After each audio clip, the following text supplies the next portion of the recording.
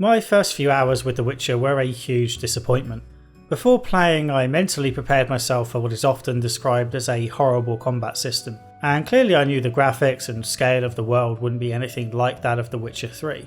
I'm used to playing far older games, so this wasn't a big deal. What I hadn't prepared myself for was how flat all the characters felt compared to those of both the books and that third game. Geralt should be an excellent protagonist, but he starts the game with amnesia and is therefore almost a complete blank slate as a character. We meet Triss early on, and even though Geralt and Triss have sex pretty much as soon as they're able, there is absolutely zero chemistry between them. The Witcher's castle in Kaer Morhen is attacked by villains straight out of a Silver Age comic book. A child prodigy is introduced early on, and after a couple of hours I began to wonder what I'd gotten myself into by planning a trilogy of videos on these games. This wasn't the journey I signed up for. Those tedious first couple of hours soon blossomed into a fascinating RPG with a refreshingly narrow story focus, complete with some of the excellent writing that we now expect from CD Projekt. This might sound a bit cliche, but you really can see the foundations which led to a masterpiece like the third game. The quality is there, it's just a little inconsistent. There's some great character writing, jokes and touching moments, but there's also a fair share of situations where it all falls completely flat. Dandelion in particular is disappointing. Instead of being cheeky and charming, he's just insufferable. This could be a translation issue, but either way it's something CD Projekt improves at significantly over the next 10 years. Despite a far lower budget and an inexperienced team, The Witcher is still the creation of developers that know how to tell a great story with a focus on characters instead of grand events. I suspect most people watching this video haven't played the game or read the books, so this video will go heavy on the story commentary, it's not just analysis. I know that isn't to everyone's taste, but it's too tricky to write around the varying amounts of knowledge you will have regarding this series. That initial disappointment I felt on booting up the game for the first time was partly my own fault. I started my adventure with Geralt by playing The Witcher 3 4 years ago, and then read all 8 books in the lead up to playing this game. For the entire 80 or so hours I spent reading those books, I pictured the Geralt I knew from the most recent game, along with Yennefer, Ciri, Dandelion, Triss, etc. I probably spent around 80 hours playing the third game as well, so all in all that's 160 hours with this world and the major characters looking like something from 2015 and a biggish budget, not 2007 on a small budget. To suddenly be confronted with a Geralt that not only looked different but had also lost his memories was jarring. The game is supposed to be a continuation of the books, but it feels more like a prequel where none of the major events have happened yet. Geralt's origin story almost. The Witcher 3 blew me away with how much history there was between all the characters and how much I didn't know. It felt like jumping into a TV show in the 8th season or starting the Marvel Cinematic Universe with Avengers Endgame. I knew one day I'd experience the story from scratch because the world was utterly compelling and I wanted to know more about it. I didn't have a PC at the time, but if I had I would have stopped playing The Witcher 3 just so I could start from the beginning. The story was that captivating. Compare that to the start of this game where you're told there's a bunch of history between the characters but you aren't shown it. People tell you they know you from the past, but because of Geralt's amnesia they might as well not. Every early interaction feels sterile and it doesn't motivate you to go and read the books like the third game did. And okay, I'll admit, the visuals and combat don't exactly help matters. Kaer Morhen is empty and flat compared to the version I'd become accustomed to, and combat is a weird mixture of the sort of stat-based systems that I discuss a lot in my CRPG series, and modern skill-based action systems. Combat isn't actually all that bad, it's serviceable and reminds me of the first Mass Effect game in a way. I can't call it fun in and of itself, but it has its moments and is more than sufficient for a story-intensive RPG, even if improvement would be welcome. However, I can understand some of the more negative reactions I saw online before playing the game. The Witcher's problem is that it looks a lot like an action RPG, although it plays like a stat-based one. The behind-the-shoulder view tricks your brain into thinking you should have more control over Geralt's actions, when really most of the combat is handled by your stats and you just point Geralt in the right direction, like an old-school RPG. In fact, you can even switch over to a couple of other camera angles and direct Geralt around by clicking on the ground instead of moving him directly, and the camera can automatically move instead of being controlled by the mouse. Combat in The Witcher is far closer to a rhythm game than an action game. To initiate combat you simply click on an enemy, and then you probably click on them again because there's a good chance it didn't register the first time. Geralt then starts swinging away, however you should not keep clicking the attack button. You need to wait for a flame to appear around the sword icon in the middle of the screen. or if you're playing on hard, for the sword itself to glow faintly orange, at which point you click again and Geralt continues to attack. If this sounds simple, well, it is. It's also a little counterintuitive, and you have to give it a few tries to fight against your natural instincts, which probably want you to keep mashing the attack button for each slash of the sword, while you wonder how the hell you're supposed to parry. If you try to attack again too early or too late, Geralt stops his attacks and you'll have to start them again by clicking on the enemy. This is punitive because many of the most deadly attacks feature at the end of combo strings, although you'll need to level up first. A double tap of any directional input makes Geralt dodge attacks, however I couldn't find any situation where this was more useful than just attacking instead. The only time I would consistently roll away was after killing the Bloodzeigers because they explode with a shower of acid after you kill them. Enemy attacks come out quickly and the hitboxes work more like a CRPG than an action game. In other words, they aren't really hitboxes. Whether attacks hit or miss is determined by both enemy and player stats and RNG, not player skill. Parrying is done automatically. There isn't much in the way of feedback if you are hit. Geralt won't stagger or even stop attacking, so you just have to keep a vague eye on your health bar or look out for red numbers popping off Geralt. The main thing to focus on is the sword type and fighting style. Witchers carry two swords, a steel sword and a silver sword. Broadly, the silver sword is for monsters and the steel sword is for humans. That decision is usually fairly easy. Once Geralt has his sword in hand, he needs to pick a fighting style between strong, quick and group. The decision is crucial. If you ever find yourself slowly chipping away at an enemy's health bar wondering what you're doing wrong, then it's almost certainly the fighting style. Fortunately, it's fairly easy to figure out which is the correct one. Larger enemies typically require the strong style and smaller enemies the quick. You're basically matching up your styles. If you try to attack a fast and nimble fighter with a strong attack, they will easily dodge it. If you use quick attacks against big strong enemies, you'll only do chip damage. In group style, Geralt will basically flail his sword around a lot, so if you're in a large crowd, this is a no-brainer. The tricky bit comes with smaller groups. If Geralt is only engaging 2 enemies, then it's not worth using the group style because a lot of the best combos only trigger if there are 3 enemies. In this situation, you're better off fighting 1 enemy at a time and just tanking the damage from the other one. Group style also isn't as effective against strong enemy types because it's much closer to the fast style and tends to do chip damage. It does at least keep enemies busy. Weirdly, group style means you sometimes want extra enemies to attack you, which can get awkward when you're fighting alongside someone else and you want all the enemies to focus on you, but they go after your buddy. It can also be hard to keep an eye on how many enemies are left. Say you throw Geralt into the middle of a large group and start swinging. The enemy in front of you is nearly always the last to die, with the rest getting taken out off screen. You can't really see these enemies at all, so if you aren't careful you can continue attacking one opponent with group style, which is obviously ineffective. Group style really comes into its own once you start levelling it up. Every time Geralt levels up he gets a bunch of tokens to spend on upgrades, with bronze tokens awarded up until level 15, silver up until level 30 and gold after that. There are separate skill trees for each attack style and each sword. Skills include buffs like dealing blood damage, knockdown chance and the like, and as you level up each style, Geralt gains the ability to do new combos and special attacks. Leveled up group style is absolutely insane. You still need 3 enemies around you to trigger the most powerful combos, but you can deal ridiculous damage. There's a big battle near the end with enemies everywhere and I would just run into the middle of a big group and start swinging.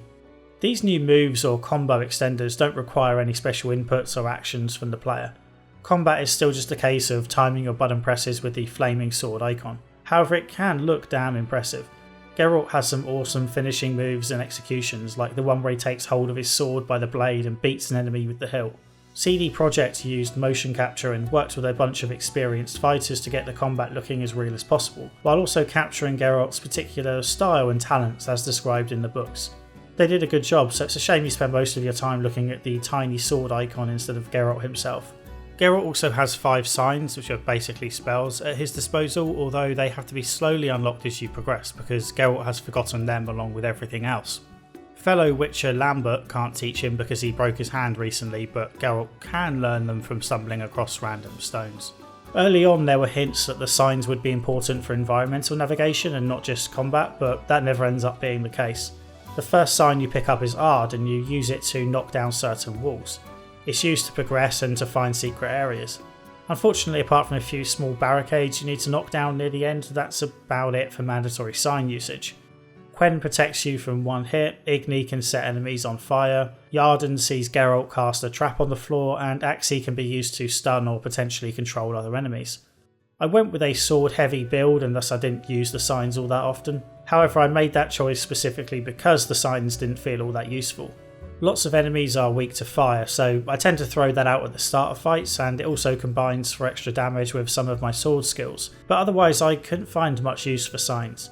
I always had enough potions for health, so Quen wasn't essential. Ard sends enemies flying, but that makes it harder to maintain combos. The magic trap is tiny and takes Geralt ages to complete, and he's easily interrupted in the process. Overall, the signs were a letdown and I went long periods of time without using them. Witchers always prepare for fights where possible, and the game has an excellent framework to capture that spirit. Before fighting a new enemy type, you should try and find out a bit about that enemy's strengths and weaknesses.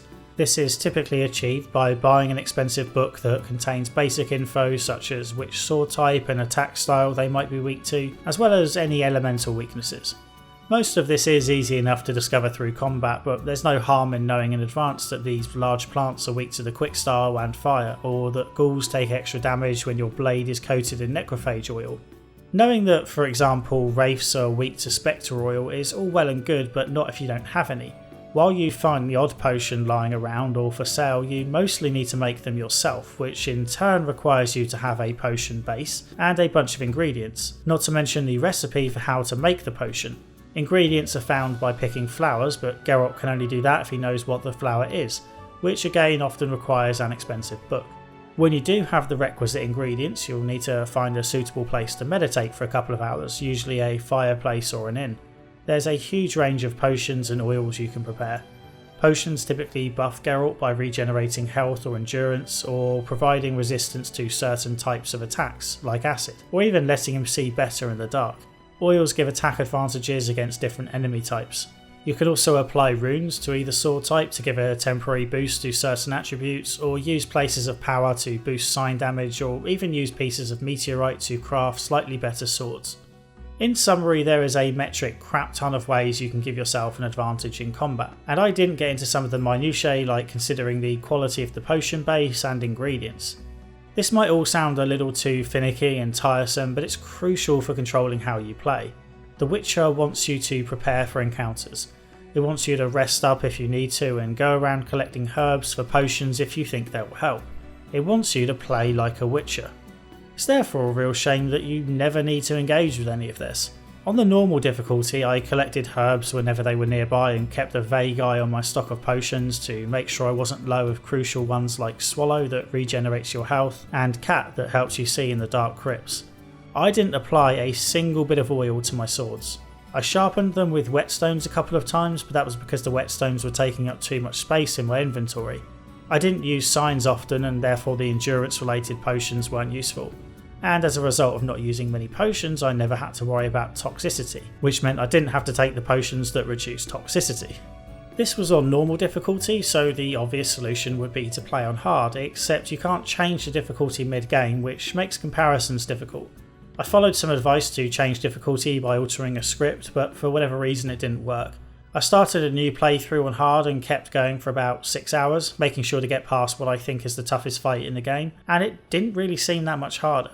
Of course, this was my second playthrough, so I had more experience than a new player would, but from my time on hard mode it still didn't seem like you really need to load up on potions or oils to get through the game. The main problem I found when playing on hard was the lack of an icon telling you when to click to carry on the combo. You have to rely on a more subtle visual clue around Geralt's actual sword, but this is a little tougher to keep track of in chaotic fights, especially in group style where Geralt is swinging his sword everywhere and you can barely see what's going on. You do get used to it eventually though. Other than that change to combat, hard difficulty also makes Geralt susceptible to attacks while he's consuming potions, which is a welcome change because it looks silly when he doesn't. Enemies take and deal more damage of course, but it doesn't significantly alter the challenge. I seem to recall The Witcher 3 doing a much better job balancing all this stuff. If an enemy was weak to necrophage oil, then you pretty much needed to use necrophage oil or you'd only do chip damage. That was definitely the case on Death March difficulty, but also on some of the lower ones if I recall correctly.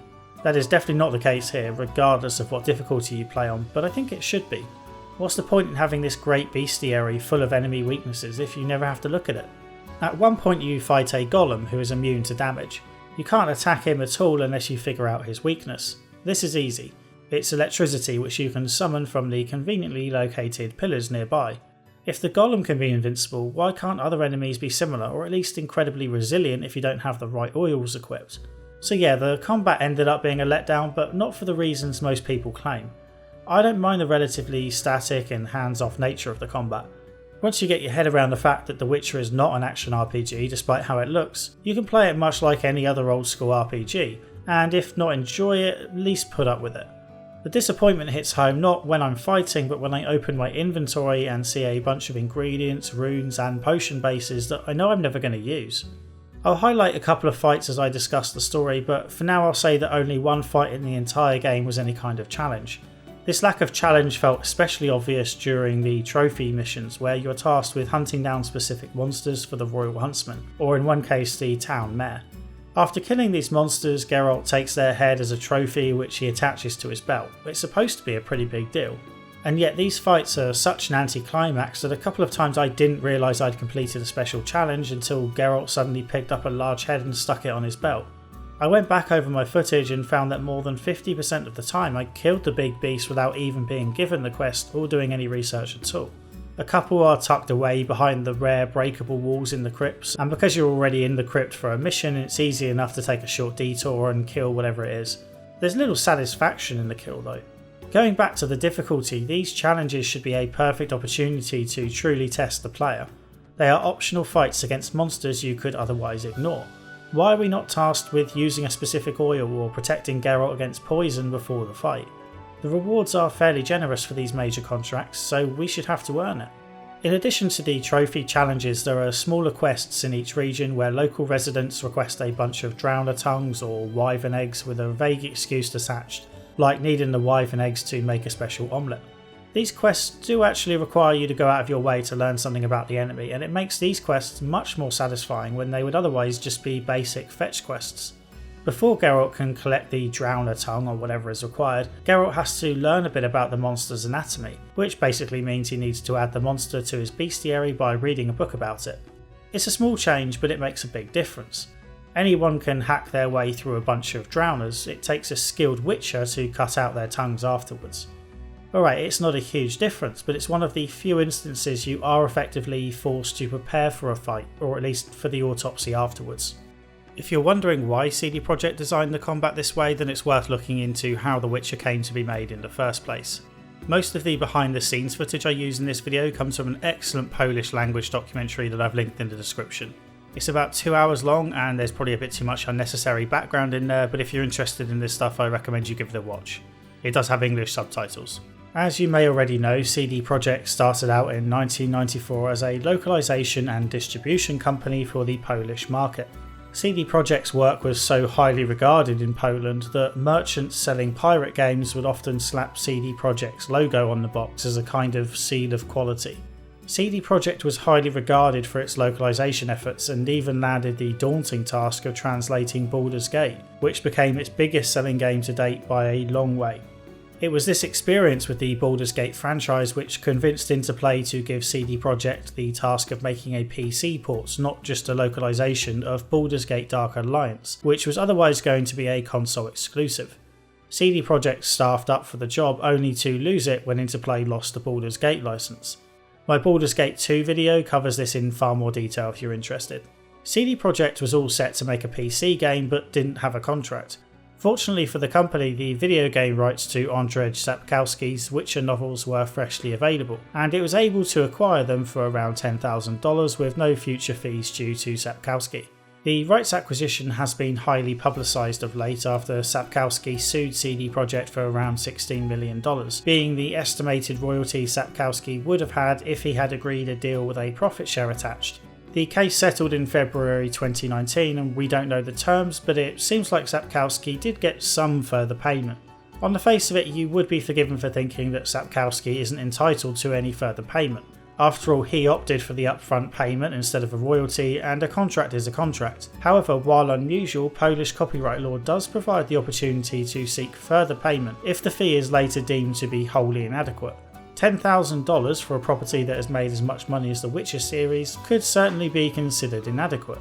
In addition, Sapkowski seems to have alleged that while he did grant CD Projekt the rights to make a Witcher game, he didn't give them the rights for any sequels.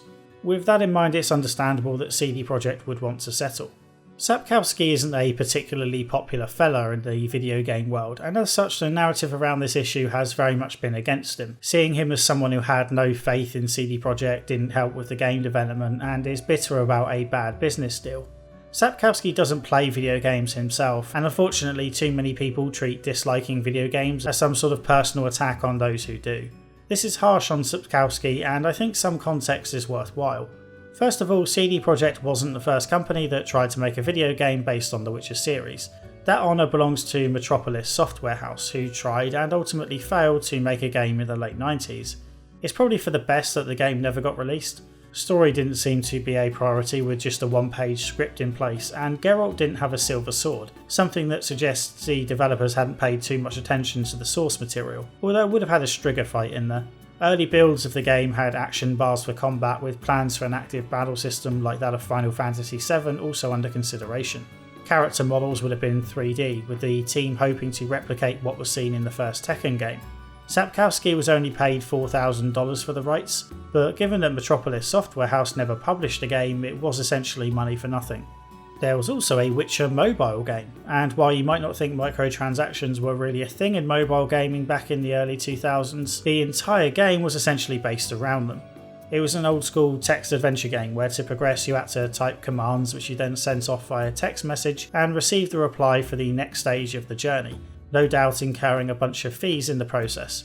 Outside of video games, Sapkowski licensed The Witcher for a TV show, which he wasn't exactly happy with, and neither was anyone else by the sounds of it. So, when CD Projekt, a company that had never made a game of its own and only sold games in Poland, came to Sapkowski and proposed a license in exchange for a royalty, it's perhaps understandable why Sapkowski might request an upfront fee instead. For all he knew, CD Projekt would never publish the game, and even if it did, the market for a game based on Polish novels would presumably not be huge, especially when you consider it would be a PC release at a time when consoles ruled supreme. The stuff about Sapkowski being generally spiteful and hard to work with sounds completely accurate. The team at CD Projekt loved the novels. The game is full of references to them and even includes lines copied from the books word for word. In interviews, the developers constantly refer to the book series as being the Polish equivalent of Lord of the Rings. The books were hugely popular and the developers didn't want to screw it up. It was a small team and they genuinely were fans. They would reach out to Sapkowski for advice on issues like character names and the map, for which there was no official version. Sapkowski's replies were typically abrupt, and even when he was brought in for consultancy work, you could say his heart wasn't really in it. Sapkowski would reply to emails with terse and sarcastic one-liners, and it was so hard to get any information out of him that a journalist gave up on writing a story about the production of the game because it just wasn't going anywhere. One email from Sapkowski was particularly condescending and scolding, but CD Projekt took it in good spirits and copied some of the wording over into the game. You find a letter where the big bad Azar Javed scolds the professor for his ineptitude and for using the wrong words and phrases. This letter is a very close copy of an email Sapkowski sent the team to tell them off about their use of language. So yeah, Sapkowski wasn't as supportive as he could have been, but that's his prerogative, I guess. With the rights in hand, the plan was to knock out a game within a year, reinvest the money in a sequel, rinse and repeat. Given that CD Projekt was ready to make a Dark Alliance game, the obvious choice for the Witcher project was a quasi-isometric hack-and-slash RPG, heavily inspired by Diablo 2. Early footage shows a game that looks perhaps a little slow and awkward at times, but that's to be expected given how far away from completion it was. However, the backgrounds are detailed with a Slovak style comparable to that in the final game. Early demos impressed the media at industry events, so the abrupt cancellation of the project came as a bit of a shock to the project lead, Sebastian Zielinski. Perhaps it shouldn't have been a surprise. Zielinski insisted on using his Kalaris IC engine, which was well suited to first-person shooters but not so much to RPGs. In interviews, other developers describe how horrible the engine was to use, with perhaps the standout comment being that you couldn't disable enemies in editing mode. A developer describes how he would be in the game adding textures when an enemy would come up and kill him, forcing him to restart and get back to the original position to resume work. CD Projekt needed a new engine, but the $300,000 it had available from investors and a publisher deal with Atari would quickly disappear if they paid a license fee for Unreal or CryEngine. Fortunately, the company was on good terms with Musica and Zeszczuk of BioWare, and spoke to them about possibly licensing the Aurora engine that BioWare had just used for Neverwinter Nights. CD Projekt had a number of developers who'd done localization work for Neverwinter Nights, so it seemed like a good fit. Fortunately for CD Projekt, BioWare had already discussed licensing the engine and just hadn't gotten around to it yet. BioWare granted CD Projekt a license for the surprisingly cheap price of between $10,000 to $20,000, and CD Projekt couldn't believe its luck. Well, once the engine was sent over, the price started to make sense. Apparently the engine wasn't ready to be licensed out at all. It wasn't even really an engine, it sounds a bit like BioWare essentially sent over the code for Neverwinter Nights. CD Projekt made so many changes that it estimates about 90% of the final engine was its own work. With a game that started life as an isometric hack-and-slash RPG to the product of a highly bastardised Aurora engine, it's no surprise that the combat system doesn't quite know whether it's one thing or the other. This is also why The Witcher never made it to consoles. There were plans to release a console version in 2009 subtitled Rise of the White Wolf, which confusingly is the name given to one of the major mods. CD Projekt hired Widescreen Games to do the ports, however they were disappointed with the progress made or lack thereof. CD Projekt acknowledged that the engine was likely to blame, although it took a little stab at Widescreen Games by saying that they didn't have the required passion for the project, treating it just like another job, which, to be fair, it was. It wasn't only the combat that changed significantly from the early version, the story went through its fair share of changes as well. Back when The Witcher was planned as an isometric RPG, the protagonist wasn't going to be Geralt, although he would have been playable in a brief cameo. Instead, the player would have had the freedom to create a Witcher of their own. In one draft, this Witcher would have left Kaer Morhen after getting jealous at the extra attention Ciri received over himself, although other drafts had aspects that would end up in the final game, such as the potions being stolen from Kaer Morhen and the prominent role of the Order of the Flaming Rose. The main villain would have been Rents, who book readers will be familiar with. Rents dies in the books after Ciri slices off his fingers with ice skates, so in the game he would have had claws instead. When the game moved over to the Aurora engine, large chunks of the story were rewritten, and most importantly, Geralt was added as the protagonist, even though he appeared to have died at the end of the book series. The game takes place 5 years after the books, with Geralt having mysteriously returned from the dead with amnesia a few weeks prior. According to CD Projekt, the amnesia was to explain why Geralt didn't have all his abilities at the start, although it has the added benefit of allowing information about the world to be drip-fed to players who haven't read the books, which in the West would have been most players. There weren't even English language translations of most of them at this point. At this stage in the video, I plan to give a summary of all the books, as boring as that undoubtedly would have been to watch. I wanted you all to be on the same page as me as much as possible, even if that meant a rather dry recap of events. As it turned out, that's not necessary, at least not for this video.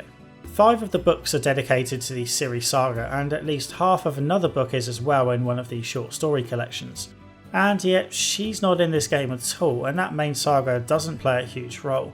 Clearly it does in the third game, and maybe the second as well for all I know, but not really here. I found one vague mention of Ciri, and that was it. The same goes for Yennefer.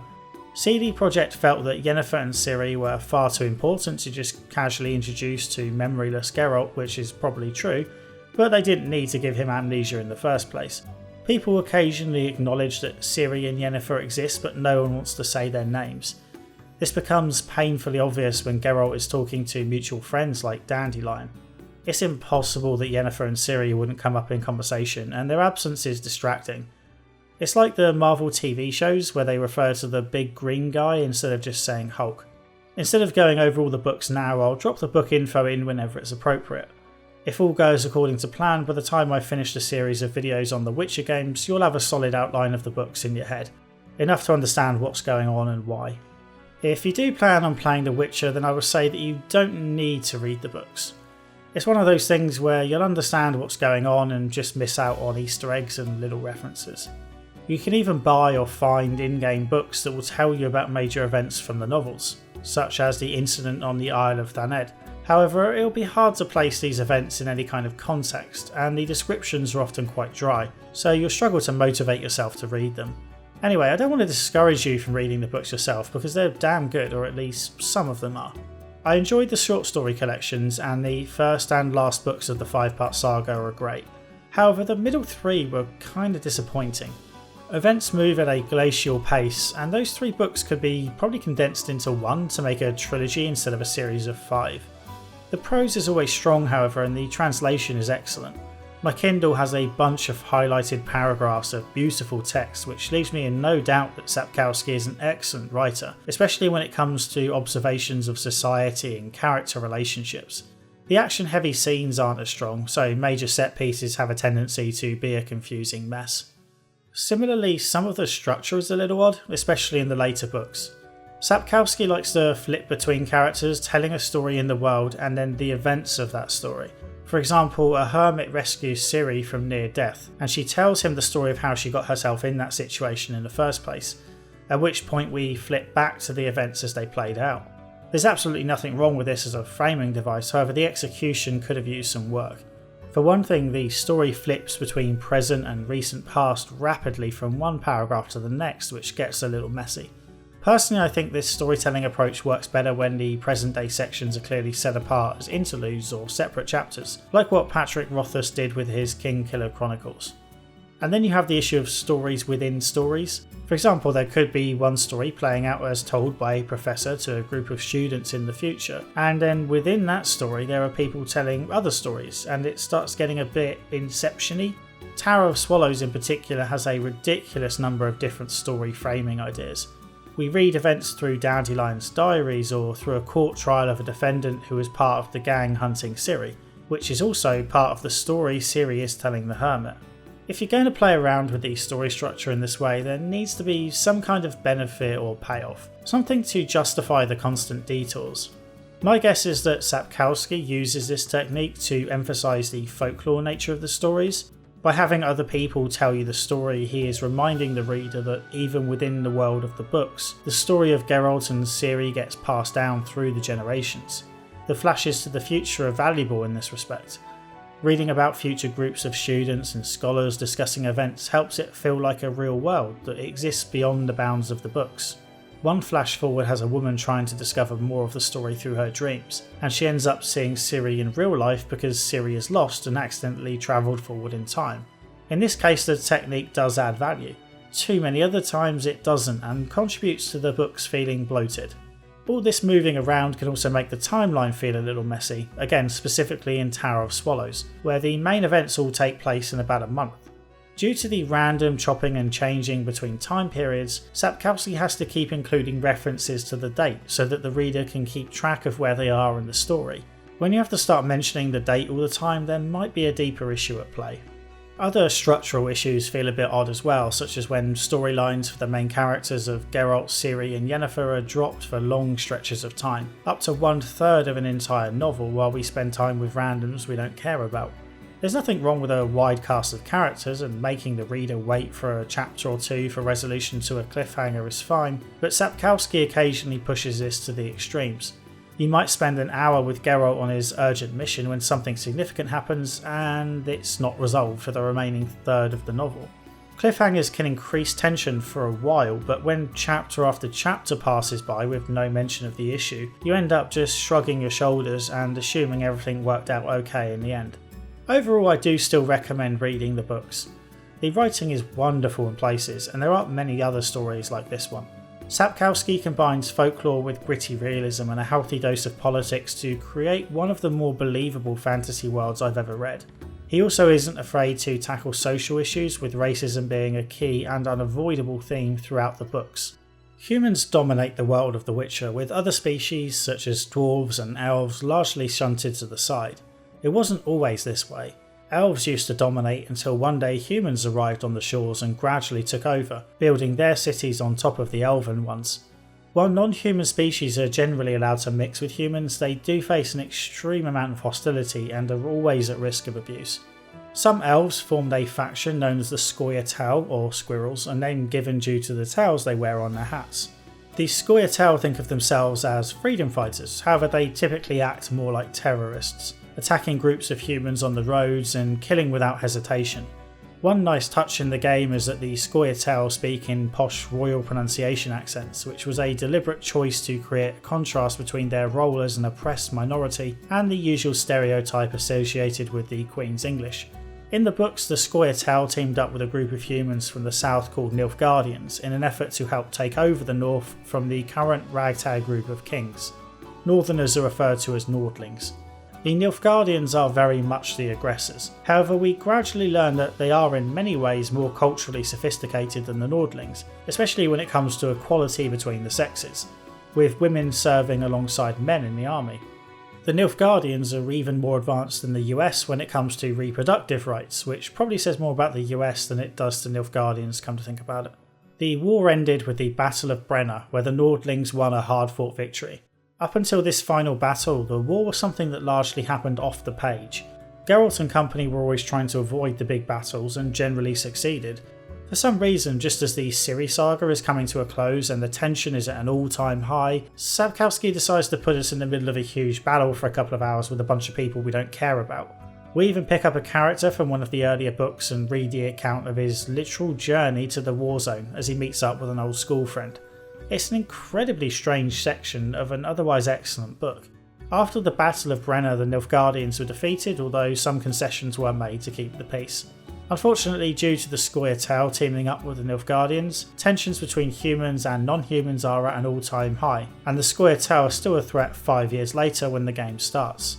As with the books, the game doesn't shy away from the mistreatment of non-humans, nor does it hesitate to call it what it is: racism. One quest has you stumbling upon an old friend and recurring character called Zoltan Chive just as he's being attacked by a group of humans who are yelling at him to stay away from human women and much worse. The quest is simply called Racists. I suspect if this were made in 2019 it'd be called Settling a Dispute Between People of Differing Political Opinions, and the issue would have to be solved with a debate. In interviews, the CD Projekt team talks about how it wanted to deal with this directly and call racists racists, and it feels incredibly refreshing when it really shouldn't. Within the city of Vizima, where we spend most of our time, you often hear racially charged abuse, with the most common line being "your mother sucks dwarf cock" for some reason, and there is a specific non-human district where the non-humans live. You'll also find non-human propaganda spread via leaflets and posters. The dwarves have named their area as Little Mahakam after the large Mahakam region that dwarves call home. As we'll see, a major part of the story is choosing whether to side with the humans, who are largely trying to uphold the peace while also being racist and treating others with contempt, or the Scoia'tael, who are acting as aggressors and at times killing innocent people while having a good argument that they are fighting for freedom. There are a couple of other relatively minor parts of the books that play a significant role in the story here and are worth explaining. First, there's the legend of the White Frost, which is an elven prophecy foretelling the end of the world. I'll definitely discuss this in more detail in the video for The Witcher 3, however for now I'll just say that despite being surrounded in poetic language, the White Frost is simply climate change, just global cooling instead of global warming. It's not a mythical prophecy, it's science. And then there's the Big Plague, which is a huge threat in the game and used to justify a state of emergency in Vizima. I love the way this came about so innocuously in the books. I'm very much skipping to the end here, but essentially Ciri can skip between planes of existence and even time itself. However, she can't control it very well at first and essentially bounces all over the place while trying to find Geralt. At one point she ends up in Scotland in 1906 complete with a unicorn, and we read the newspaper article describing the event and dismissing it as the invention of a drunk. On another occasion, Ciri arrives in London at a time when there are strange white markings on all the doors and bodies are being piled up and burned. The book casually describes a flea jumping onto Ciri's clothing and taking the trip back to Ciri's world, where it then jumps on a rat, and the rest is basically history. The plague doesn't play much of a role in the books because this all happens near the end, but in the game the plague is spread across the country, which I thought was a great touch. Of course, the most important part of the books for the purposes of this video is the ending, where Geralt seemingly dies after being stabbed with a pitchfork of all things. There's a bit of ambiguity around what happens next. Yennefer tries to save Geralt but collapses in the process and probably dies herself after exhausting all her magical energy. In her grief, Ciri takes Geralt and Yennefer away to a mysterious island on another plane. Geralt still has the pitchfork wounds, so I don't think it's accurate to say that he's in the afterlife or purgatory, just that he's on another plane where he can live in peace with Yennefer. To speculate a bit, this island is probably the island of Avalon from the legend of King Arthur. Avalon was the island Arthur was taken to when fatally wounded. The island is supposedly full of magic, so this would explain how Geralt was able to recover or even come back to life. My sudden reference to an island from another story might seem a little random, but the book sets it up. The last book of the saga includes a framing section where Ciri travels to another plane and meets Sir Galahad of the Arthurian legend, who initially mistakes Ciri for the Lady of the Lake from that myth. The world of The Witcher exists alongside the world of King Arthur, and I fail to believe the inclusion of this side story is a coincidence given how the novel then ends. While Sapkowski does not treat the games as canon, he has confirmed that Geralt is still alive one way or another. So Geralt isn't dead, but for all intents and purposes he disappeared never to be seen again. That was until he showed up randomly 5 years later and collapsed in front of a group of witchers who took him back to Kaer Morhen. Geralt has amnesia, so he can't remember anything about his life before this moment or how he got here. Where am I? Everything's all right. I've no idea where you've been. The important thing is you're alive and among friends. Though you look like you just left your grave. And so begins CD Projekt's story of Geralt the Witcher. Geralt is training at Kaer Morhen, relearning the combat abilities he forgot when Kaer Morhen comes under attack from a group of bandits led by a guy in glasses called the Professor and a mage called Azar Jarved. We later learn that they are all part of a group called the Salamandra. The Salamandra make their way into Kaer Morhen and steal the secret potions that witchers use as part of the transformation process for becoming a witcher. Witchers are technically mutants because these potions transform the human body, most notably the eyes, which are cat-like and allow witchers to see in the dark. The potions are understandably a closely guarded secret, and while no one knows what Salamandra wants with them, it's safe to assume it's not good. In case you don't already know, witchers are monster hunters. After an event known as the Conjunction of the Spheres, a lot of monsters suddenly appeared in the world and humans created witchers to deal with them. There aren't as many monsters now, and so people don't appreciate the need for witchers quite so much. Of course, the reason there aren't so many monsters is because of the witchers, so it's silly to get rid of them. It's like the anti-vaccine movement in that respect, I guess. After the attack, the small group of witchers head off in different directions to hunt down the Salamandra, with Geralt sent south to Vizima because it's a place he knows well, and he's on first name terms with the king. Most of the game takes place in Vizima, and it was a good choice of location. Among those who've only played The Witcher 3, Novigrad is the most famous city in the series, but we don't see much of it in the books. Vizima, on the other hand, is the setting for the first ever Witcher story, which Sapkowski wrote for a magazine competition in which he gained 3rd place back in 1986. The short story, simply called The Witcher, is an excellent introduction to the world. You quickly learn what Geralt is, how he operates, the lack of respect he's shown by others, and the very real risks he faces doing his job. There's a lot packed into a short space of time. In that story, Geralt is tasked with curing a curse that transformed the king's daughter into a beast known as a Striga. The king insists Geralt remove the curse, but Geralt is approached by another group who promise payment should Geralt accidentally kill it. To remove the curse, Geralt must spend a night in the Striga's base. Geralt succeeds and cures the daughter, Princess Ada. We see part of this play out in an intro movie. If it all sounds a bit like a fairy tale, then it's worth bearing in mind that Princess Ada is the offspring of an incestuous relationship between the king and his sister. Princess Ada was cursed by Ostrit, a man who loved the king's sister and blamed him for her eventual suicide. That's the kind of world we're dealing with. Geralt's time in Vizima certainly leaves an impression, which makes it a great location for the game. Geralt doesn't even have time to be rude to the locals when he's called on to help fight off a group of Barghest, devilish dogs that plague out of Vizima at night. Geralt saves a young boy called Alvin, who pretty much immediately starts speaking a bunch of prophecy, leading me to wonder whether CD Projekt plan to recycle the Ciri storyline for the games. Fortunately, that's not how it plays out. Geralt meets a woman called Shani who is from the books, although she doesn't play a major role in them. She's a sorceress who helped heal soldiers in that big final battle at the end of the war. Geralt can't get into the main city of Vizima right now. There's a quarantine in place due to the plague, and the only way in is with a pass that you can obtain from the Reverend, who is the head of the Church of the Eternal Flame. He won't give you the pass until you kill the beast, who seemingly controls all the Barghest. The Reverend gives you a couple of contacts and off you go exploring. You complete quests for the locals who then put in a good word with the Reverend, but nothing you do helps get rid of the beast. The Reverend blames another local witch called Abigail because sorcerers are treated a bit like non-humans and often blamed for anything that goes wrong. While exploring, Geralt hears about another Witcher called Berengar who was in the area recently and seems to have made his way inside Vizima. This secondary storyline plays out through most of the game and is an excellent way to keep Geralt and the player motivated. I'd argue that wanting to retrieve the potions is enough of a motivation anyway, but it is ultimately a long quest to hunt down the big bad, which you know isn't going to get resolved until the end. The more personal story of Geralt trying to find another Witcher who might be in trouble is a solid distraction from the early to mid game. Geralt also picks up hints about Salamandra and tracks down a small group to an underground hideout. He also meets up with Abigail, who is hiding from the townsfolk after they took a bit of a disliking to her. Upon leaving the cave, Geralt and Abigail are confronted by a vicious mob and Geralt can either fight them or kill Abigail. Saving Abigail was a fairly easy choice because the Reverend and the prominent locals that you've been helping are all a bunch of bastards. Odo is a drunk who tries to scam you out of money. Brog asks you to kill a bunch of drowners who are threatening his supplies, but it turns out he's selling the supplies to the Scoia'tael on the side. McCall wants you to save his beloved from a crypt, however Geralt finds her dead body and eventually discovers that she killed herself after McCall raped her. The Reverend is a fanatic and has been selling local children to the Salamandra. The Reverend and his gang blame Abigail for the beast, with McCall holding a particular grudge because Abigail supplied his partner with the potion she used to kill herself. However, the beast has nothing to do with Abigail.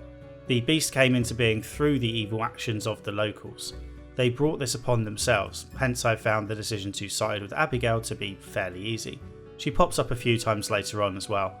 If she does die here, she's replaced by another random healer. The fight with the beast is surprisingly the toughest in the game. Geralt won't have leveled up much at this point and he's only equipped with a steel sword, which is broadly for fighting humans and not monsters. He also only has access to the Ard and Igni signs, which I didn't find especially useful here. The challenge of the beast fight is simply to not get inflicted with pain, which renders Geralt immobile for about 5 seconds. If you get lucky, you can start attacking the beast and keep going until it's dead, at which point all the minions will die as well. However, if Geralt is interrupted at all, which is quite possible given the number attacking him, he will become susceptible to the spell. The fight can be incredibly frustrating while at the same time taking little to no actual skill to beat. At some point you'll get lucky and beat it doing the exact same thing you did all the times you didn't beat it. The fight had me a little worried for the rest of the game. Not for the difficulty of future fights, but for the way in which you approach this battle. As I discussed earlier, there's supposed to be a lot of emphasis on preparation before battles. You need to know what type of monster the beast is, what it's weak to and what it's immune to. In game terms, it's what sword do you use, what signs are effective, which oil should you apply to the sword, etc. For the fight against the beast, you can't really do any of this. There's no chance to prepare before the fight. It happens automatically after you leave the cave with Abigail and beat the villagers. This felt completely ill-fitting for what the games and books usually emphasise. Fortunately, this fight turns out to be the exception and not the rule. Given your limited arsenal at this stage, you don't have a great deal of choice anyway, but I do wish we'd been given the option to apply oils and other buffs to our sword at least. After all, it's one of the few fights where you actually need to. I managed to apply Diamond Dust to the sword, which offers a 40% buff to damage. I didn't know this at the time, but on normal mode enemies won't attack during the lengthy animation that plays out as you do this. With the beast finally dead, you can grab a pass from the Reverend's dead body and finally head inside the Vizima city walls. Or perhaps it's more accurate to say underneath the city walls. Geralt is now allowed into Vizima, but he's thrown straight into a dungeon. Fortunately, there's a convenient way out. All you have to do is go down into the sewers to kill a cockatrice that's been causing problems. Geralt is given a silver sword to do the task, which immediately raises questions about where the guards got a Witcher sword like that in the first place. But first things first, we need to kill the cockatrice. Once down in the sewers you meet Siegfried, a member of the Order of the Flaming Rose, which is the militant arm of the Church of the Eternal Fire. This is the same religion that the Reverend so fanatically followed. However, Siegfried does seem like a decent chap, so we can let him join us in the fight against the cockatrice. With the cockatrice dead, we're released from prison and given all our stuff back and allowed to keep the silver sword. After speaking to the local fence, a man called Thala, you discover that the silver sword belonged to the Witcher Berengar, who was last spotted in the swamp region. At one point you hear rumours that he was killed by the Salamandra, but it turns out he was kidnapped by them instead. Siegfried points us towards a local private investigator called Raymond, who gives us a list of suspects, including Kolkstein the alchemist, Ramsmeet the head of a local criminalisation, who in the game was named after an actual Polish mafia boss, Thala the fence, Vivaldi a dwarven banker, Luvarden a rich merchant, and Vincent Mays the head of the security forces. Each character gives you reason to be suspicious. Kalkstein and Ramsmeet are implicated when you try and talk to a witness at the hospital, only for him to be killed by Ramsmeet's gang before he can say any more than Kalkstein's name. Thala is suspicious just by his nature as a fence and the fact that he had Berengar's sword and won't tell us how he got it. Vivaldi's bank is struggling and he's receiving secret messages from Yavin, the head of the local Scoia'tael unit. The rich merchant Levarden is one of those people who has his fingers in lots of pies and he refuses to tell you who he's working for. And finally, Vincent Mays disappears at night and no one knows where he goes. As you gather evidence, you can either put the pressure on the suspects for more information or use the evidence to prove their innocence. If you can prove their innocence, they are more likely to help you with other matters, such as giving you a key to access the cemetery. I really enjoyed this lengthy quest, although I must admit it all became a bit confusing at one point, and I certainly didn't resolve it in the optimal way. This was largely my own fault, but I did find the lack of freedom a little frustrating at times, and even subsequently looking at a guide, I'm not entirely sure what I did wrong and why I couldn't clear some of the suspects to prove their innocence. I ended up getting stuck in a bit of a loop and had no choice but to walk into a trap, when really there should have been other ways to handle it. During the investigation, you start uncovering a few secrets about Raymond, the private investigator who's helping you with the case. A quest pops up in the journal telling you to keep an eye on him, and at this point it's obvious he's going to be implicated. You can question him about what you've heard, such as how he makes sex workers uncomfortable with his weird fetish, but he has an excuse for everything.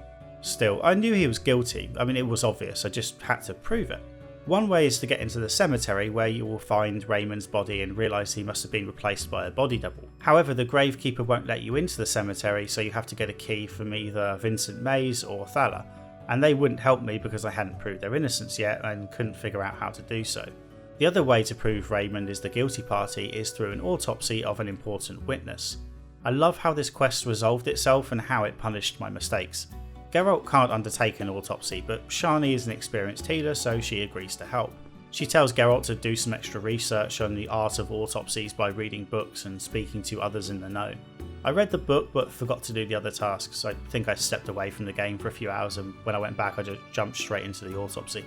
It didn't seem to matter. Geralt was able to answer all Shani's questions, and between the two of them they deduced that the stab wounds were there to hide the cause of death, and the victim had actually died from an incredibly complicated poison that could only be made by an experienced alchemist. Therefore it looks like Kalkstein, the alchemist, is the guilty party. Except he's not. It was Raymond who killed the man in question, and he did it in such a way that you would point the finger at the wrong party. However, Geralt wouldn't have fallen for this if he'd studied a bit more about autopsies beforehand. The part I love is that instead of the autopsy mission simply failing or being impossible to complete without all the information, you are allowed to do it and the game doesn't tell you you've got the wrong person. It lets you carry on with your ignorance, and it might be quite a while until you realise your mistake. It's brilliant. Unfortunately, the rest of the quest is not so well structured. Raymond tells you that Kalkstein is working with Ramsmeet and they're both guilty. He tells you there's no choice but to kill Ramsmeet and gain Kalkstein's trust before luring him to the tower in the swamp. I'm not sure why we have to kill Ramsmeet immediately but not Kalkstein, however the bigger frustration is that we can't talk to Ramsmeet. There's no way to convince him to go into hiding or maybe help you get more evidence against Raymond. You have to kill him and seemingly every one of his associates that suddenly appear out of nowhere. You also can't kill Raymond even though you know he's guilty. Gaining Kalkstein's loyalty is no mean feat, but it's an enjoyable quest. Kalkstein wants to open the mage's tower in the swamp, but to do so requires activating 10 monoliths around the swamp, which in turn requires 10 Sephiroth stones.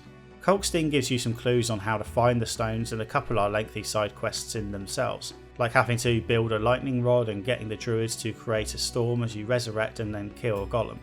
On the other hand, I got 3 of the stones just by sacrificing some blueberries to an altar in the hospital.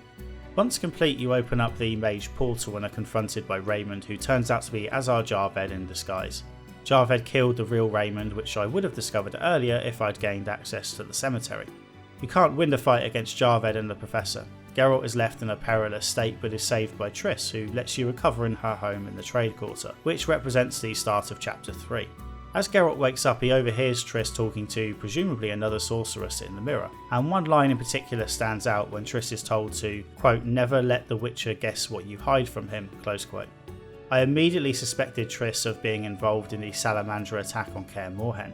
Triss is one of the few non-Witchers to know the location of Kaer Morhen, and she also desperately wants to know more about the Witcher's secrets. It wouldn't be a huge stretch to imagine her somehow tipping off the Salamandra in exchange for information about the potions they stole. That turns out to not be the case, however I am still not sure what the secret actually was. There's one major quest where you effectively need to choose between Shani and Triss for help, and this leads to a closer relationship with whoever you choose. I didn't trust Triss specifically because of this conversation, so it's annoying that I'm none the wiser even having finished the game. Perhaps it will be revealed in the sequel. After Geralt's recovered, we're free to explore the Trade Quarter in addition to the Temple Quarter and the swamps from the previous chapter. Parts of the Trade Quarter are blocked off and there's a state of emergency in effect at night when enemies roam the streets. There's so much going on in this chapter that it's hard to know where to start. While the 3 areas are not especially large, they are densely packed with quests and you get to know every inch of the grounds over the many hours you spend there. Vizima isn't just one of many cities you visit, it essentially is the city and you spend most of your time here. Triss's mirror can teleport you back to the swamps or Kalkstein's lab in the Temple Quarter, but other than that there's no fast travel and no horse. Some of the questing in Chapter 3 in particular can get a bit much. For starters, there are a lot of quests to manage and your journal quickly fills up. This wouldn't be such a big problem if you could clear the quests, but a bunch of them overlap with other quests and can't always be completed within the chapter. It's not unusual for a game to have the main goal as a separate quest, almost like a reminder that you have bigger fish to fry, but The Witcher has about 7 main quests that stick with you. It becomes overwhelming. One of these major quests is called Identity, and it involves Geralt trying to figure out what type of person he is following the amnesia. Very rarely a decision you make, such as whether or not to kill a particular monster, will update this quest, but it's completely unnecessary. Everything we do in the story is creating our version of Geralt, we don't need these updates. Most of the side quests are worth playing. The Witcher 3 became famous in large part due to the quality of its side quests, and the DNA for that is very much in this game. For example, there's a quest called Blue Eyes, where a man asks you to look for his sister who has gone missing. Geralt happens to be in a brothel on business, and meets a woman meeting the sister's description. After closer inspection during a business meeting, he notices that she has 2 distinctive bite marks on her neck. Geralt ends up uncovering a group of vampires called Sisters of the Night, who are led by the Queen of the Night. The Queen just so happens to be the ex-wife of Regis, a vampire who was one of Geralt's companions back in the book. Regis is a great character, so I love this little throwback. All of Geralt's crew are actually pretty decent, forming what is basically a D&D group with a mixture of rogues, archers, warriors and the like. What I enjoyed about the vampire quest was how something that seemed so simple, namely a group of vampires converting an innocent young woman into one of them, was well off the mark. The vampires do not harm anyone. They do drink blood, but only when given permission, and they do this as payment for their services. This is a brothel, so use your imagination. The sister came to them willingly after a dream and wanted to become a vampire. She wanted to live this life because the alternative was marrying a guy she didn't like on the command of her brother, the one who sent you on this quest in the first place. It all ends up with a big fight and you can pick your side. There's a decent chunk of humour in this section as well. If you ever want to speak to Shani in her home, you have to get past the old woman looking after her, and that's a lot tougher than it sounds. There's also a great don't tell him Pike moment in the dungeon that I have a bit of a soft spot for. I need a weapon. That's funny. We recently confiscated a Witcher's sword. Where? Not your business. Jethro, bring that silver sword. The one we found at Thaler's? Yes, idiot. That one. You have to do a lot of trekking back and forth between the 3 major maps on a regular basis. Fortunately, the world is so captivating that I didn't mind running around it so much. Vizima feels like a real city with slightly wonky streets, different levels and districts, and people going about their business at the markets, or just watching jesters performing in the street. Visually, everything has that slightly overexposed look to it, much like Oblivion, which in this case hides a dark reality that soon exposes itself once you look a little closer. Part of the trade quarter is lit with magical green lights and looks glorious until you realise that it's the non-human section, and represents the heavy racism prevalent in this society. There's not a ton of environmental storytelling, not when compared to modern games at least, where you can't move 3 feet without bumping into ridiculously fake graffiti or journals about someone's final moments before death. But what it does have here is fairly powerful. For example, the plague is often mentioned as a reason for the security and quarantine around the city, but you also see the effects when you stumble across a mass grave just outside the hospital. The Order of the Flaming Rose has recruitment posters everywhere that look like the ones used in the UK and the US for World War II. Residents each have their own set routines, so they tend to go indoors at night, especially when martial law is in effect. Elder Scrolls Oblivion had already done this, but I found it much more profound in The Witcher, because you spend most of your time in the same city, getting to know the residents, and you notice it when they aren't where they're supposed to be. One of the coolest little features is how all the residents run for shelter when it starts raining.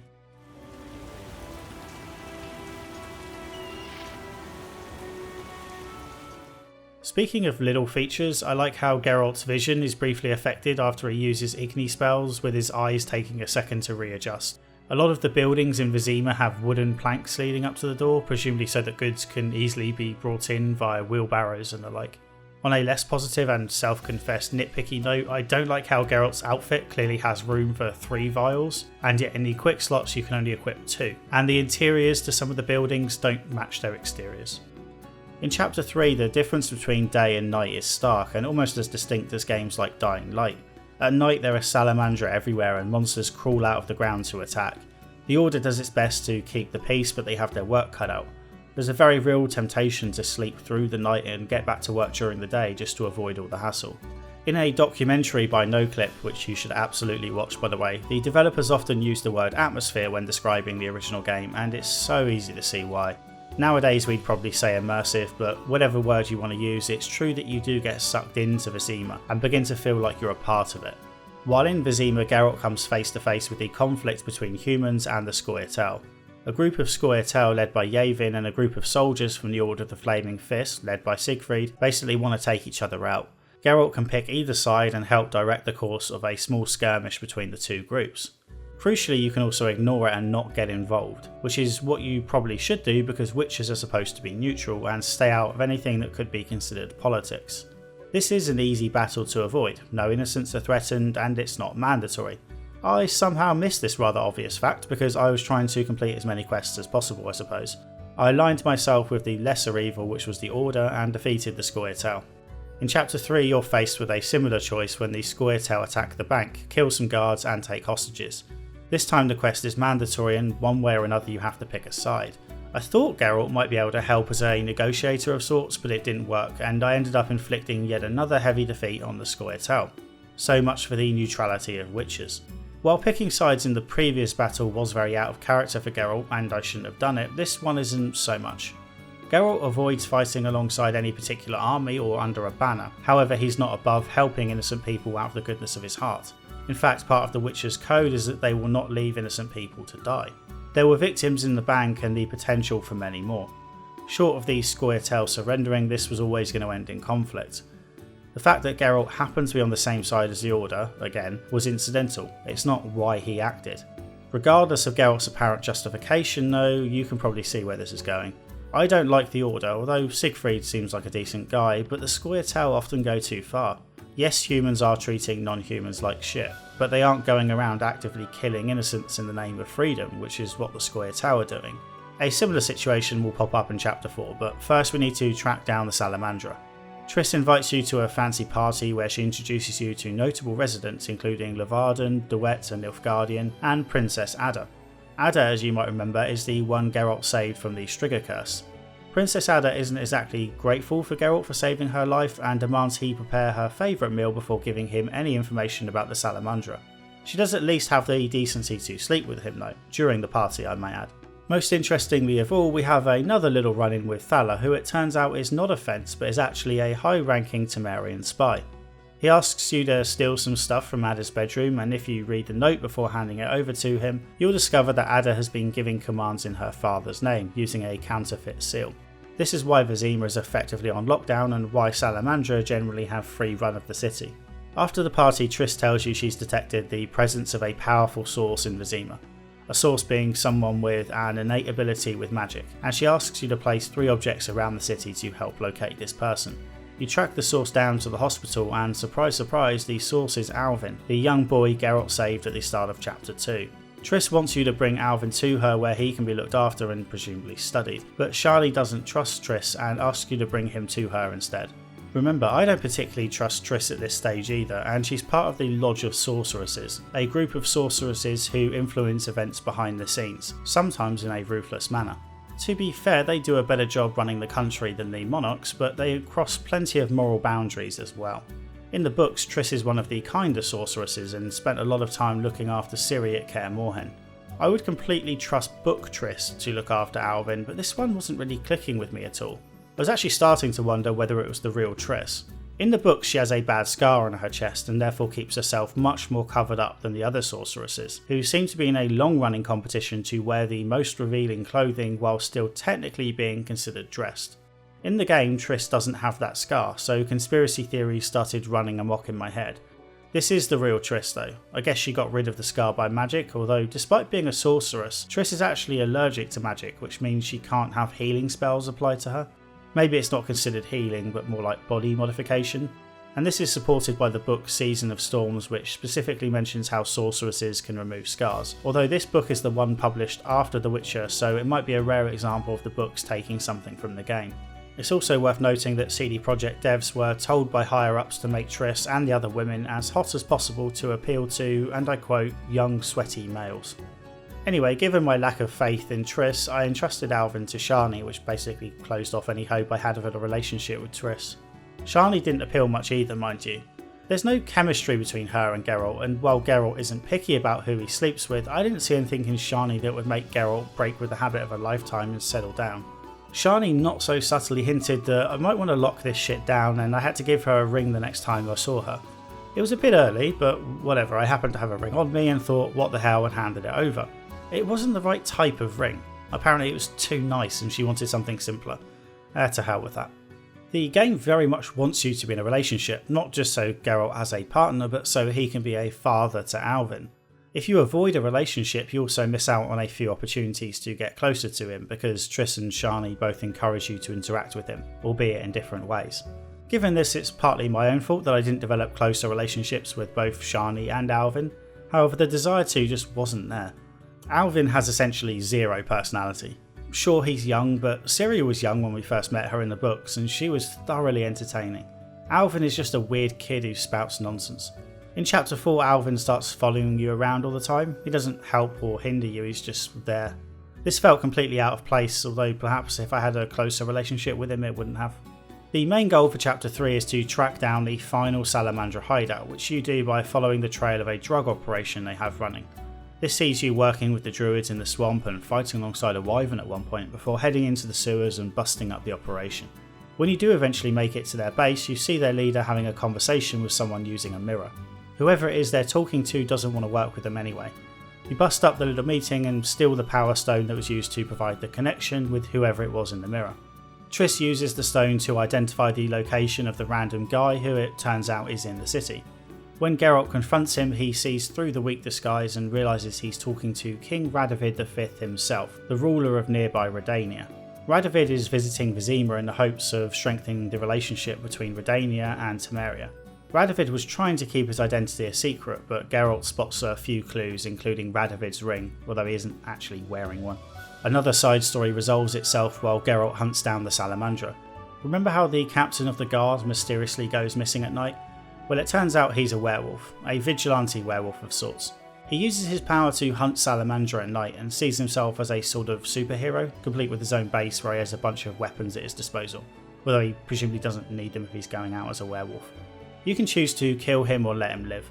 Letting him live is the easy choice here. While Geralt earns a living as a monster hunter, he does his best to cure people suffering from diseases, and he typically only kills monsters when he's paid to. Carmen, the madam at one of the local brothels, wants Geralt's help in curing Vincent, and since Vincent is only terrorising the Salamandra, which is the same thing Geralt is doing, it makes sense to leave him be for now. There's a cool fight in the bar later on where you fight alongside Vincent as the werewolf, although it was perhaps better as an idea than an execution where it's a bit of a mess. All that's left is to attack the Salamandra base. Triss teleports you there with either Siegfried or Yavin, depending on whether you're aligned with the Order or the Scoia'tael. There doesn't appear to be an option to go in alone. You also get backup from the relevant group, freeing you up to fight the Professor, who Azar Jarved leaves behind to deal with you. After a short fight, Geralt is about to finish off the Professor when the ground collapses beneath them. The Professor lands with Geralt's sword sticking out of his chest. The real boss fight is the Kikimor Queen, who pops up and eats the remains of the Professor. You can't fight the Kikimor Queen, she's seemingly impervious to damage and kills you with one hit. The idea is to use your Ard sign to knock over the support pillars and block the path behind you. Eventually you can bring the whole roof crashing down on the Queen to kill her. Earlier I mentioned that I wanted these signs to interact with the environment a little more, but given this example it might be for the best that we don't have to do this much. Executing the signs is always so much trickier than it should be, and you have to position Geralt just close enough to knock down the support pillars, but not too close that all the rocks fall on him as well. If you had time this would be easy, but the Kickamore Queen is never far behind, so you have to act quickly. If the Professor had any evidence on him, it's now in the dead Queen's stomach, so Geralt cuts her open and retrieves a note that proves he was working with Princess Ada. There's no time to do anything with it because the second you leave the cave you're confronted by a group of Princess Ada's armed guards, and Princess Ada herself sentences you to death. Like I said, she's not especially grateful for the whole saving her life thing. Triss, who is presumably somewhere nearby, manages to teleport Geralt away in the nick of time, taking us to Lakeside for Chapter 4.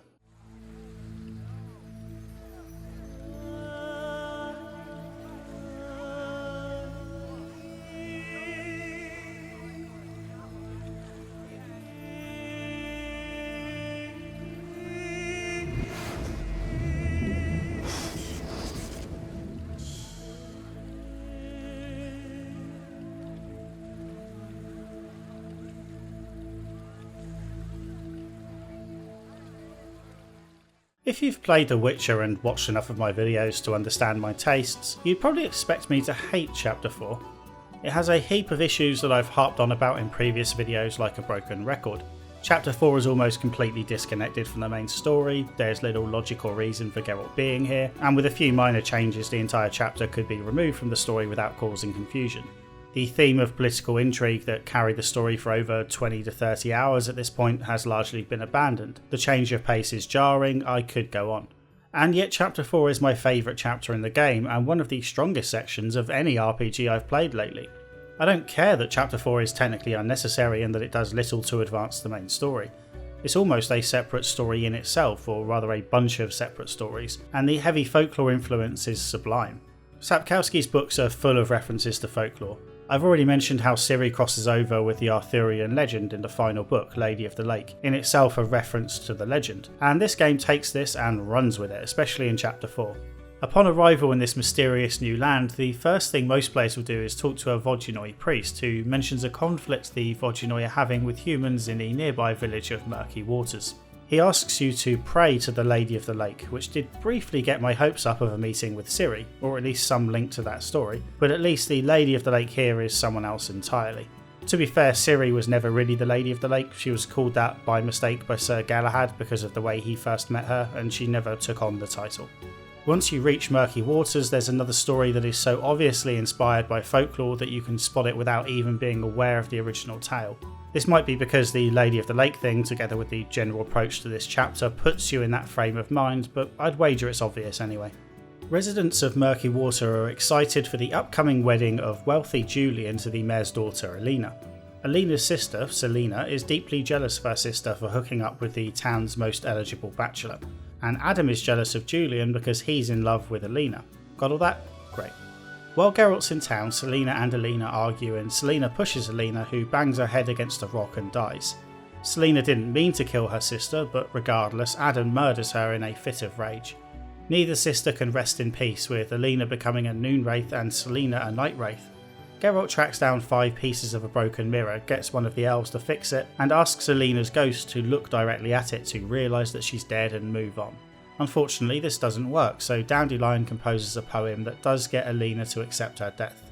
Selena can only rest in peace if you happen to have a Wreath of Immortelles that you get as a quest reward from a nearby hermit. That quest sees you taking on the infamous Wild Hunt of the third game, but in reality just fight a bunch of wraiths. Weirdly, Geralt later tells Julian that there was nothing we could do to help Selena's spirit, even though we did help her spirit move on. The sister quest was obviously inspired by folklore or myth. The love triangle, followed by accidental death, followed by murder, felt like something from a Shakespeare tragedy, so I tried looking up the source material. I found suggestions that this quest was based on The Wedding by Stanislaw Wypiański, however that story doesn't seem to have a great deal in common with this one beyond a wedding in a village. I suppose the exact source isn't that important, it's how the quest feels, and it feels like Slavic folklore, as does most of this chapter. The other major piece of folklore revolves around the Lady of the Lake questline, where it's impossible to avoid comparisons to the legend of King Arthur, in which the Lady of the Lake grants Arthur the sword Excalibur. With that in mind, it's easy to see why you might want to get to know the lady a bit better. You don't have to though. The conflict between the Vodunoi and humans can be resolved by siding directly with either group. Humans hate the Vodunoi because they blame them for a rash of deaths caused by sea people, and they ask you to kill the priest. The priest explains that his group isn't to blame for the murders and that it's a splinter group of sorts led by the deity Dagon. He promises that if you bring the town's prize cow to the altar and sacrifice it, Dagon will come to the surface and you can kill him. As you can see, neither option is that good. The priest is innocent and doesn't deserve to be murdered, but the prize cow supplies milk for the whole village. Killing the cow could result in more deaths in the long run if people start starving. Fortunately, the Lady of the Lake proposes another solution. If you bring her 2 gifts of significance from both the humans and the Vodunoi, she will tell you how to summon Dagon from the island and you can beat him that way. You don't actually fight him directly. He's a deity and can't be killed, however if you kill enough of his followers he will effectively disappear. It's an incredibly dull fight. The minions pose little threat and Dagon doesn't do anything other than wander around the arena. As far as I can tell, he doesn't attack at all. Your prize for defeating Dagon is of course a special silver sword called Aerondite. As an aside, the Lady of the Lake already knows who Geralt is thanks to a recommendation from a mermaid called Shinaz, who Geralt meets in one of the short stories in the early books. She's rather lonely here on the lake and of course Geralt can sleep with her if he says the right thing. Given how much I enjoyed this chapter, I was hoping it would have a happy ending, but that was me being blissfully naive. I should have known. The world of The Witcher doesn't really do happy endings. Lakeside has a small band of Scoia'tael camped out by the lake. You speak to them early on when they ask you to bring them some food, and the elven craftsman helps you repair the mirror you need in the sister's wedding quest. These elves are incredibly sympathetic, albeit a little stubborn. There isn't the same level of hostility here between humans and non-humans, and the mayor of Murky Waters even brought the elves some food, but they rejected it because they were too proud. Without the same level of tension here between humans and non-humans, you'd think there would be a solution in sight if you could bring the leaders of the 2 groups together for a chinwag and a large glass of milk. Unfortunately, after Geralt has defeated Dagon, he returns to the mainland to be greeted by White Rayla and told that the elves have attacked the village and taken people hostage. White Rayla is an odd character. My first experience with her was in Thronebreaker when she went by the name Black Rayla. She pops up in the books a couple of times for very brief appearances. They almost feel like cameos, except the books were obviously written before the games and her appearances are left feeling like part of a story not told. A strict editor would have likely highlighted her passages and added a comment along the lines of, "What's the point of this?" Black Rayla ends up horribly disfigured, loses a hand and her hair turns white, hence the change in name to White Rayla. In the game she doesn't appear to be disfigured, seems to have both her hands, and even though she's called White Rayla she still has black hair. White Rayla is in charge of a group of knights from the Order of the Flaming Rose and she wants your help to resolve the tensions. She agrees to give Geralt a chance to talk the elves down, but failing that there's clearly going to be bloodshed. Staying out of the conflict altogether isn't an option, even if you're trying to play as a neutral Witcher, because one of the hostages is Alvin. Alvin sort of popped up out of nowhere, as did Dandelion, and follows you around for a bunch of the missions here. This is where Chapter 4 feels a little weak. If Triss teleported you here and then sent Dandelion and Alvin after you, couldn't she just have come herself and teleported you back? According to developer interviews, a bunch of stuff had to be cut from the second half of the game, including cutscenes. Chapter 4 was almost certainly affected by those cuts because the events are a touch disjointed at times, and a couple of explanatory cutscenes would have gone a long way to clearing things up. You can't talk the elves down, and even though I was incredibly sympathetic towards them, I couldn't support their efforts after they admitted casually killing some innocent villagers as a warning. Supporting the Scoia'tael is always tougher than it should be. Elves are the victims of horrible discrimination and aren't accepted in a world they once dominated. Geralt can relate. He's a mutant and considered by most to be non-human as well. He doesn't suffer quite the same level of discrimination and victimisation as the elves, but that's only because humans see him as a necessary evil for when monsters threaten their livelihoods. No matter how much you might want to support the Scoia'tael, they don't make it easy. They killed innocent people and took hostages in the bank, and they're doing the same thing here. Geralt shouldn't take sides, but he also can't stand by and watch innocent people die. During the inevitable conflict, the mysterious Alvin panics and his magical abilities kick in, teleporting him to somewhere unknown. Lakeside does have one major piece of plot development, and that concerns Berengar, the Witcher we've been tracking since we heard rumours of his presence in the Vizima outskirts. Berengar is here and he's not pleased to see Geralt. It turns out Berengar was working with the Salamandra and he generally hates the Witchers, who he sees as having forced him into this life. Berengar has a point. The major way Witchers recruit new Witchers, or rather humans who will undergo a transformation and become Witchers, is through something called the Law of Surprise. If a Witcher is asked to do a job, typically killing a monster of course, he demands money as payment. However, on the road it's not uncommon to meet people in desperate situations who have no money, in which case the Witcher could ask for a promise instead. The Law of Surprise dictates that where someone has saved the life of another, they are entitled to something along the lines of what you find at home but do not expect, or what you already have but do not know. I assume on a fair few occasions this promise leads nowhere, but sometimes a man will return home to be greeted with the news that his wife is pregnant, or perhaps has already had a baby if he's been away for a while. The baby is then rightfully the property of the Witcher. This is actually how Ciri came into Geralt's care, although I'll save that story for a future video. I'm not certain this is how Berengar came to be a Witcher, but given his attitude it certainly doesn't sound like something he signed up for voluntarily. It won't come as a huge shock to find out that the Law of Surprise also originates from Slavic folklore, although in that case it was a promise extracted by the devil. It was Berengar, not Triss, who told the Salamandra where Kaer Morhen was and how to get there. He's even trying to track down Alvin on order of Azar Javed. There's a final confrontation between Geralt and Berengar where Geralt can either accept that Berengar had good reason to be annoyed at the Witchers and accept his actions, or fight with him to the death. I didn't want to do either, and ideally there would have been the option to tell Berengar he's wrong but also walk away from him. My main criticism around Chapter 4 is that the separate areas are a bit too far apart and you end up running back and forth a lot. The major areas are separated by a loading screen, but the game still insists you run down a lot of long paths before triggering the load to the next area, even though it could just as easily have been nearer. An obvious solution to this problem would have been to give Geralt a horse. I wanted a horse in the earlier levels as well, but I could at least understand why that might be a little cumbersome in the densely packed city of Vizima. In Lakeside, however, it feels borderline essential. That's about my only gripe though, because it's otherwise wonderful. The change in theme for Chapter 4 was deliberate. CD Projekt wanted Chapter 4 to provide a respite. It was designed to be romantic, magical and peaceful, and is a stark contrast to what awaits you on your return to Vizima in Chapter 5. We arrive in Vizima soon. Smell that? Yeah. Smoke. Something's burning. Heavy and stifling, like thatched roof huts. Damn it, Geralt, look!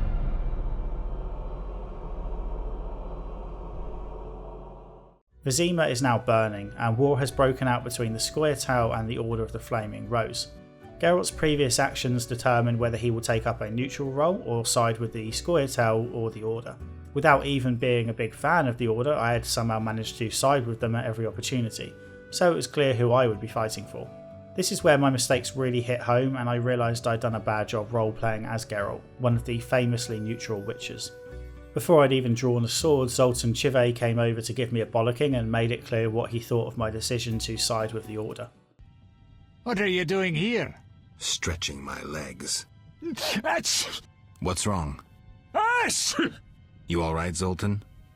Haven't started taking fist tech, have you? Nah, I'm just allergic to bastards. Spare me.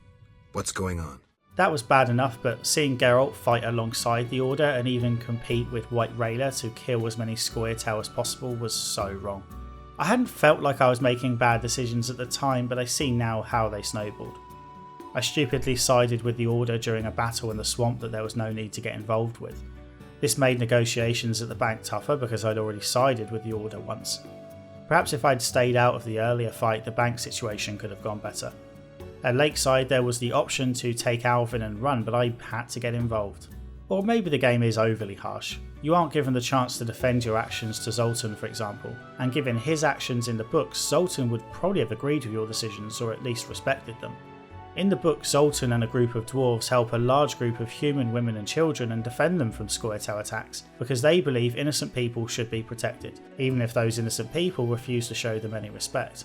Zoltan would likely find himself caught in the neutral ground here as well, not wanting to side with either group. Either way, he's not exactly a paid up member of the Scoia'tael.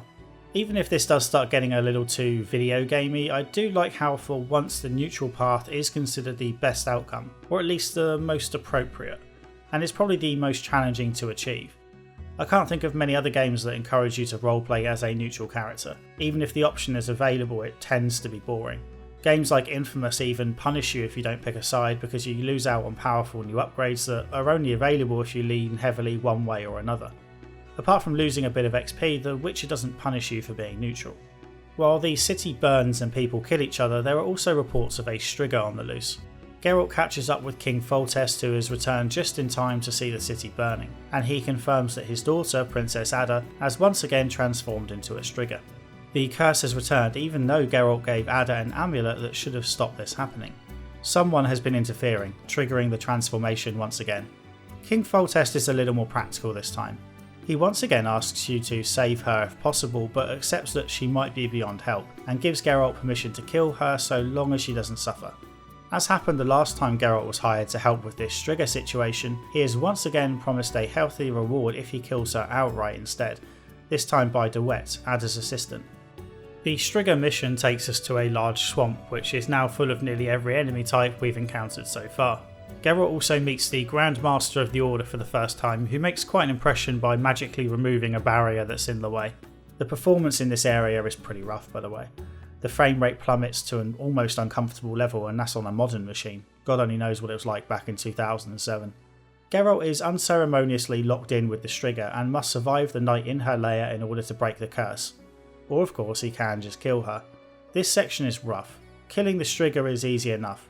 As with most of these boss fights, you just make sure you have the right sword equipped and take the appropriate stance and then start swinging away, perhaps with a few signs and oils thrown in for good measure if you struggle. However, it all falls apart if you want to break the curse and save the Striga. In the cinematic intro and the book, Geralt spends the night in the Striga's lair by laying in a sarcophagus and closing the lid. There's a sarcophagus in this room as well, and as you fight the Striga or try to avoid fighting it, the camera pulls out to draw your attention to the sarcophagus. It seemed perfectly logical that once again Geralt was supposed to climb inside, close the lid and wait out the night, except you can't interact with the sarcophagus at all. This left me running around not having a clue what to do. Every minute or so the camera would pull out to the sarcophagus, and eventually I noticed that a candle was being blown out each time. Geralt also starts to mutter about how dawn is getting closer and he's running out of time to kill the Striga. What you're supposed to do is just pass the time until all the candles are extinguished, which marks dawn and the curse will be broken. If this seems obvious, then bear in mind that despite Geralt's comments, the official time, which you can see in the top right of the screen, is still moving at the normal speed. It wasn't nearly dawn at all. It wasn't even midnight yet.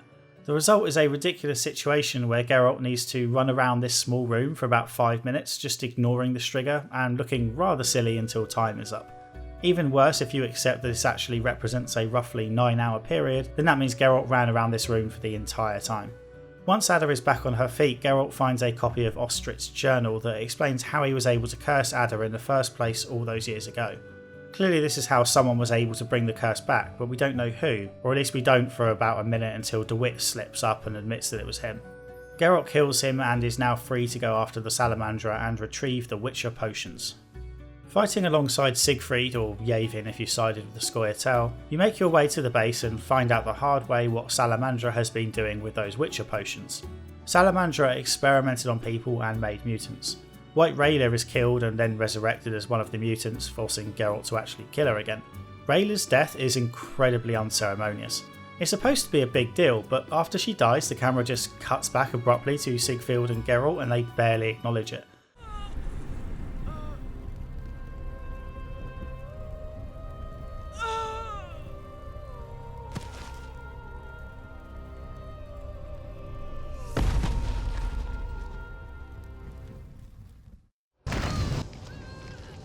A fine warrior. May the eternal fire illuminate her soul. Amen. This is further evidence of the rushed ending that is obvious even if you didn't watch the developer interviews. There are also a few side quests chucked into Chapter 5 that don't really belong given how urgent the situation is. Geralt finally locates Azar Javed, and after a few distractions fighting massive monsters you finally get to do battle with the big bad mage. It's another easy fight. The same tactics that got you this far will get you through the fight. In other words, you just pick the best sword and stance, which in this case is steel and strong, and participate in the rhythm game. After finishing this fight, I thought back through the entire game and realised how few enemy attack patterns I even knew about. Some of the monsters have obvious ones, such as spitting acid or flailing their tentacles, but fights against mages like Azar Javed were a complete wash. I've no idea what he's capable of, and the same goes for most enemies, I thought. There's still time for a challenge though, because as it turns out the story isn't finished. As our Jarved wasn't the top dog, that honour belongs to the Grand Master of the Order, Jack de Aldersberg, who has been behind the whole thing. This twist is bad both in that it fails to be interesting and it fails to be a surprise. It's not interesting because we barely know Aldersberg. This doesn't feel like some big betrayal. Geralt only just met him and the player only saw him one time before that when he popped up in a cutscene to save King Foltest. The reveal isn't a surprise because both times we did see Aldersberg he used magic and looked incredibly competent while doing so, revealing himself to be much more than just another knight. This part of the twist was obvious a mile off.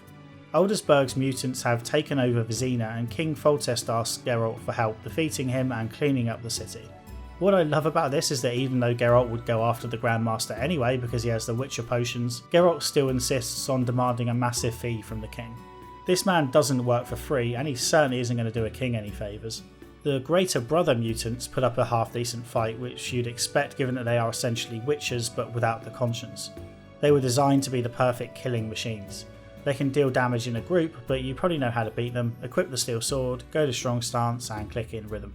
When you finally catch up to Aldersberg, he whisks you off to a world in his head or something like that. This ice world is a representation of what Vizima will look like after the White Frost hits. Aldersberg claims he is working to save humanity. The only way humans can survive the White Frost is by adapting, hence the mutations, and then heading south, killing any non-humans who get in their way, I guess. I must admit it is nice to see an evil ruler taking climate change seriously for once, but there have to be better ways to go about it. Most of this section is a trip down memory lane as Geralt encounters people he helped or hurt during his journey. Some of them give you gifts, some fight alongside you briefly, and others try to kill you. The Grandmaster taunts Geralt as he makes his way up the mountain, throwing twisted versions of Geralt's own words back at him. The fight goes as you would expect: sword, stance, click, rhythm game. When the Grandmaster is almost dead, the King of the Wild Hunt appears and offers to finish the Grandmaster off for you and to take his soul. You don't need to have played The Witcher 3 to know that the spectral skeleton figure is probably not someone you should trust. If you refuse to let the King take the Grandmaster's soul, there will be another fight which is just as easy as all the others. Geralt then executes Aldersberg and wakes up back in the real world. Aldersberg has the Witcher potions on his body as well as one final thing, a Dimeritium amulet exactly the same as one that Triss gave Alvin earlier in the game to help protect him from his own magical abilities. It obviously didn't work. Weirdly, nothing is said about this reveal. Alvin has barely been mentioned since he disappeared in Chapter 4 and Geralt just walks off without further comment. There must be cut content around this. I'm sure CD Projekt wanted this ending to be a much more epic moment, and it deserves to be, because there's a decent twist here. Alvin and the Grandmaster are the same person. When Alvin disappeared in Chapter 4, he must have gone back in time and stayed there, growing up to become the Grandmaster. Alvin is clearly much more than just a source of magic if he can still use it with a Dimeritium amulet around his neck, and as Ciri has shown, time travel is possible. Perhaps Alvin, and therefore the Grandmaster, also has elder blood, the type foretold in the prophecy.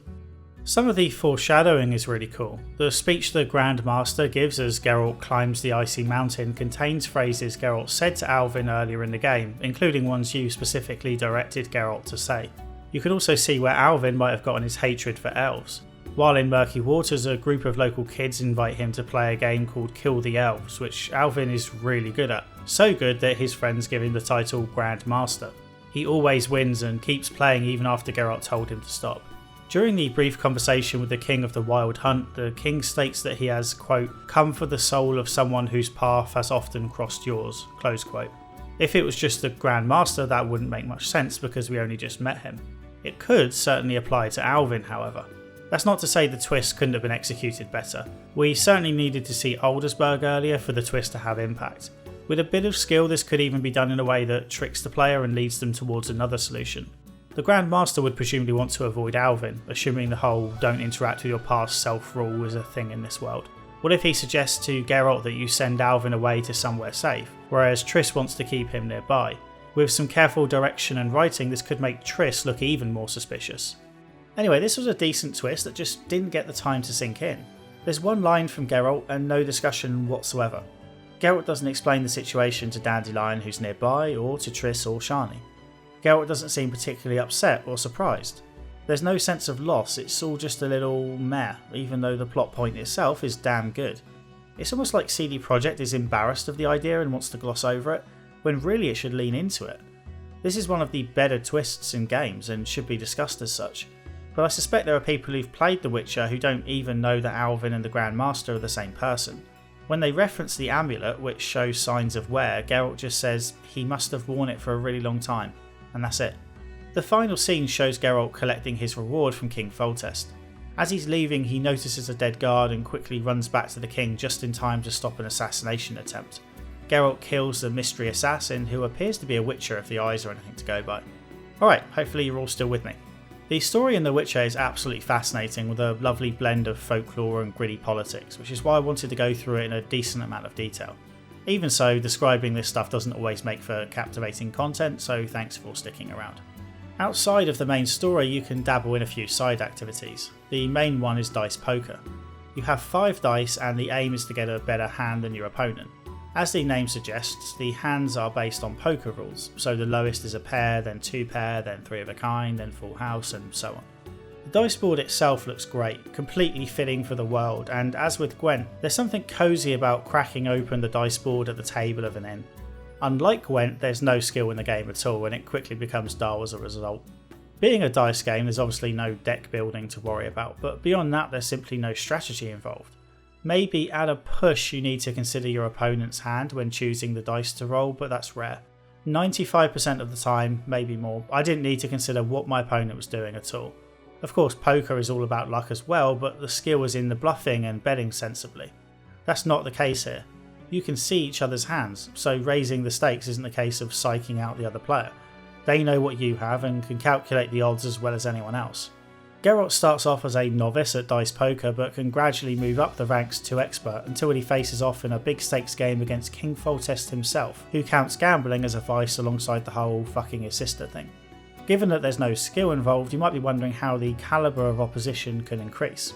Well, the better players are simply luckier. They get better hands. It's not exactly satisfying.